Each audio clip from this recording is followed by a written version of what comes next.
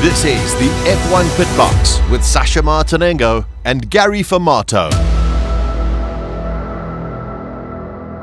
So here we are on a Monday afternoon after the incident, Gary. The incident. Listen, about 5 or 6 races ago, you and I on the show sat there and called it, said it's going to be inevitable that the two of them are going to come together.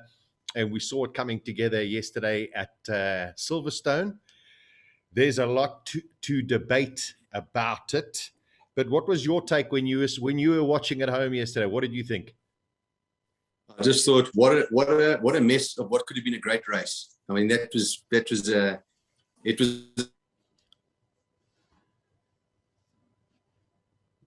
point. It looked like we had something really special on our hands. But yeah, it messed up what could have been good. I think that was the whole point that I was trying to make yesterday as well, and unfortunately people misinterpreted. If you looked at the sprint race, okay, which was the first time that we've had this new idea in Formula One, an unbelievable start from Max, and nothing dissimilar to what we saw in the actual race itself on Sunday. But what the sprint race taught me and told me that there were only 2 people who were going to win this race at Silverstone, and that was Max or Lewis. And unfortunately, one of them got taken out on the main race. It's just very frustrating to me that an incident like this had to happen. I would have preferred if both of them were out. Yes, absolutely. And I think by saying what you've just said, you're going to probably lead me into my sort of opinion on what I think happened there. And I know the broadcast that we get here in South Africa, there was a sort of it was very non-committal, in my opinion. And well, it was just a racing incident. I don't think it was just a racing incident. I think that Lewis Hamilton, and I'm going to go out here and say, put my neck on the line. I don't mind doing it for you on your show. Yeah, I think Hamilton put his car in a place that where the accident was going to be inevitable. I don't think he owned the corner by any stretch of the imagination, which is what Toto Wolff believed yesterday. And to have the car there away from the apex, he was going to hit Max. I will say in Hamilton's defense, however, that he did dummy Verstappen very well down the straight. You know, he jinked to the left and then jinked to the right and sort of drew up alongside him, but then had to obviously back off. You were never going to take that corner, which is a flat-out corner in Formula One, on full tanks and not on the racing line. So, you know, it was almost inevitable that he was going to go somewhere and run wide. And he knew full well that Max was there. Max, you could see on the onboard shots, did try and turn out of it and did leave the space, in my opinion. So I'm going to say I'm not going to be non-committal here and say it was a racing incident. I believe Hamilton could have avoided the accidents. You bring up some very, very good points there, which I'd like to add on to as well. And I must say, I do agree with your sentiment as well. Number one, the coverage that we get, unfortunately, in South Africa is totally biased. Totally biased. If you look, and I'm not a fan of Karen Chandok, but his analysis after the event happened, Gary, compared to his analysis after the race finished, were two totally different opinions. The one, he was committal, where he said, this is Lewis's fault. At the end, he said, oh, no, it's a racing incident. A racing incident gets determined when 2 cars have it coming together in some point. This is not a racing incident. George Russell got penalized 3 places for just touching Carlos Sainz and getting in an unfortunate position. The question has to be asked, is it avoidable? And this was definitely avoidable. Lewis Hamilton was on cold tires. So was Max Verstappen on cold tires. Very heavy fuel loads. And going into cops at 180 miles an hour on the first lap of a race takes a tremendous amount of courage, number one, by both of the drivers. No problem whatsoever. But Lewis Hamilton knew he would never, ever make that corner and had to commit. Had he backed out of that corner, Gary, in my opinion, he would have understeered off into the gravel himself, and that would have been the end of his race. He had to go for it, and he knew that Max was going to go into it, and a collision occurred. If the stewards deem that you get a penalty, it means you are the cause. You are to blame. So now you have to discuss, does the penalty fit the crime? I don't think so. You know, at the end of the day, Max Verstappen was stuck off at a super quick corner. It had a massive crash, and lucky to have walked away with it. I mean, it was quite nerve-wracking to see the car go off. But, you know, yeah, I don't think the punishment fitted the crime at all, to be totally honest with you. And had Hamilton damaged his front suspension, if you were the team owner of Hamilton, you'd have said to him, why are you trying to win the race in the first lap? But the fact that he managed to get away with it and continue the race, I think that's what really gave them the opportunity to sort of put their position and in fact say it wasn't Hamilton's fault. Okay, the next point that I'd like to bring up here, we get a restart of the race. Charles Leclerc, who had driven a brilliant weekend so far in a let's say an underpowered Ferrari, has pole position ahead of Lewis Hamilton, and yet all of a sudden the start of the second or the main race after the collision between Hamilton and Verstappen, Lewis Hamilton is nowhere close to the Ferrari. Nowhere close on that first lap to the Ferrari. You can't tell me that it was because he didn't have any power. He just knew that Ferrari was no threat. Yeah, correct. So he could look after the tires, he could look after everything as he saw fit, and put himself in a position to win the race at the end there. So he listen, Hamilton's one of the best out there, the best of all time, super smart. You can't tell me he didn't know exactly what was going on. And I wouldn't go as far as to say he knew what he was doing when he put the car in the position that he did, because, you know, you are going to touch sometimes in racing.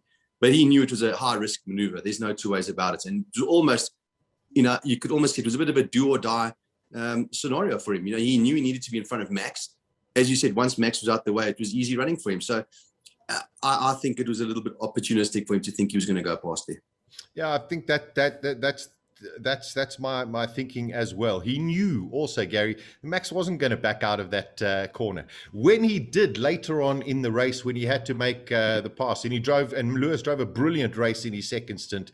His tires were just so much better on that Mercedes compared to the Ferrari. Just so that people know.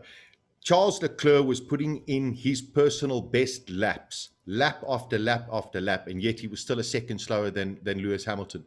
When it came to Lewis Hamilton passing Charles Leclerc, he completely backed out of the corner. Leclerc made the mistake, and he made the pass. He was going to make the pass, whether it be at that corner or whether it be somewhere else. He just was in a much faster car.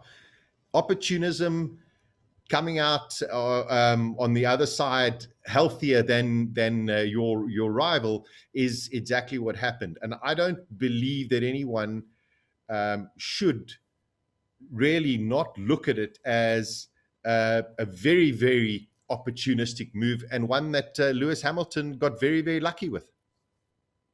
Yes, I think we're certainly very, very lucky with it. And Max was very unlucky, you know, but in that corner, you weren't going to have no luck going off into the gravel trap like he did at that speed. But yes, it was just something that worked out in favor of Hamilton.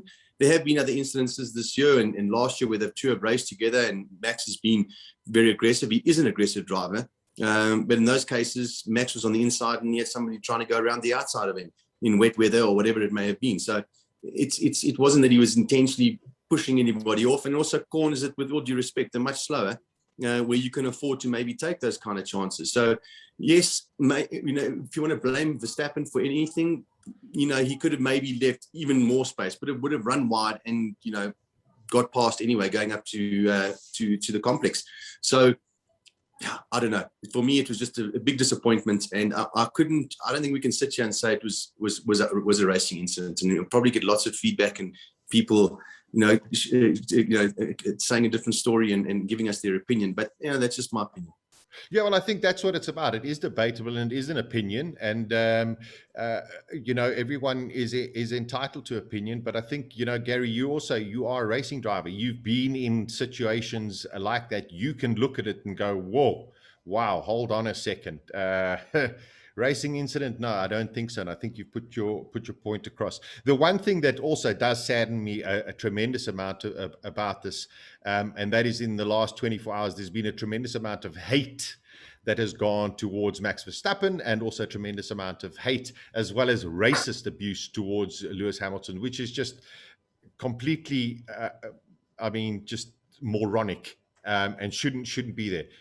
you know what? I think it's great that some people have opinions to sit there and say, well, geez, Lewis is an idiot or Max is an idiot. Don't turn it into a color thing, unfortunately. And that I find despicable. Yeah, absolutely. I think the sports, and any sport for that matter, is here for our enjoyment. Yes, we are passionate about it and we have our favorites and so forth. But at the end of the day, for me, I think the biggest disappointment was seeing two of the best drivers in Formula One at the moment not being able to go wheel to wheel, because that's ultimately what we've all wanted to see. You know, Hamilton's had a great run the last couple of years. We've all known that Max is probably going to be the person that's going to take the fight to him. And it's starting to happen this year. And unfortunately, yesterday we lost out on that. So I just say, you know, from a racing point of view, we lost out on a great race. And you know, utmost of respect to both drivers. There's no two ways about that. You cannot dispute that. It's just what happened there was debatable, and that's why we're debating it right now. Yeah, very much so. Gary, listen, I think we've put our points across, and it'll be interesting to see the different kind of reaction and comments that we get about on this, and of course people will carry on debating until we get to the next Grand Prix. The one thing I have been thinking about also since this has happened is, does all of a sudden Max now become less aggressive? Or is this one of those, or is this Lewis Hamilton saying, listen, Max, I'm not going to give you that kind of space? What is the mental game now that is going on between Lewis and Max? Well, we know what we're about to see is a great fight. You know, we all watched the movie Rush and about the 76 season and et cetera, et cetera. What we're going to see now is a great battle, because there's no ways Max is going to give an inch. He can't afford to give an inch. And Lewis is probably thinking the same thing. Yes, it worked out for Lewis this Grand Prix. We don't know what's coming in the next couple of races and in the run till the end of the year. So I'm excited about it. I don't think you're going to see, if any of them give an inch now going forward or change their approach, they've lost the battle. They need to keep on doing it exactly how they've been doing it. Just an unfortunate situation this weekend, but you've got to keep on going. If Max backs off and goes less aggressive, that's not Max anymore. And what Max is doing is what makes him great. And he's got to keep on doing just that. And likewise, Hamilton, you know, when he's under pressure, you know, if he knew he had a car to overtake him later on in the race, he wouldn't have been so aggressive on the first lap. But he knew he had to be quicker than Max. And it showed me that Hamilton is also under pressure, because we haven't seen him put these kind of moves on people, especially that kind of almost in a way. Remember the Senna, Alain Prost thing at Suzuka all those years back? Yes, it wasn't as gung-ho and wasn't as intentional as Senna for sure, but it did remind me of it somewhat. Yeah, exactly. I don't believe it was intentional, but it was. Lewis Hamilton knew that if he did not lead on the first lap of the Grand Prix, he knew that his race was run.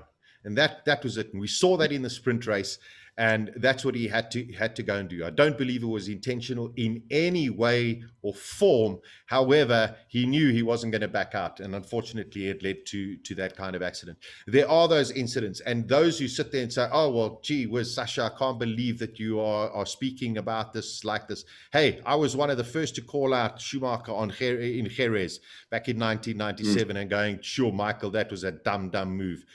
The Senna Prost back in Japan, you could see that was intentional. You know, Senna went on to win a championship. Schumacher got thrown out of a championship. It just shows how all of a sudden people's way of thinking changed. And that was 20 odd years ago. This is now, that's 30 odd years ago to 24 years ago. Now, all of a sudden, we've got a different way of thinking, but it is still racing. You cannot just all of a sudden justify these kinds of things. Doesn't matter if you're 7 times world champion. You know what? Yeah, you had to go for it, but unfortunately, you messed up the opportunity for us to actually watch an unbelievable race.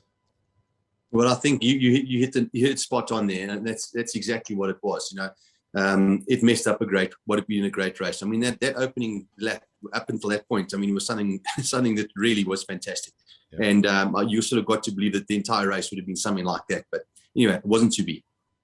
Anyway, Gary, always good to chat to you, my buddy. We'll chat to you again, and we'll get through some of the comments that I'm sure will come through. So please send us your feedback as well. Yeah, let's go racing again soon. Exactly. It couldn't have been better for Formula One and for the show. I mean, the bosses must be loving it because, I mean, can you imagine when they rode up in Zandvoort? It's going to be over there. So some good times ahead of us. It's going to be fabulous. Gary, have a great day, my buddy. You too. Take it easy. Cheers, man. Bye-bye.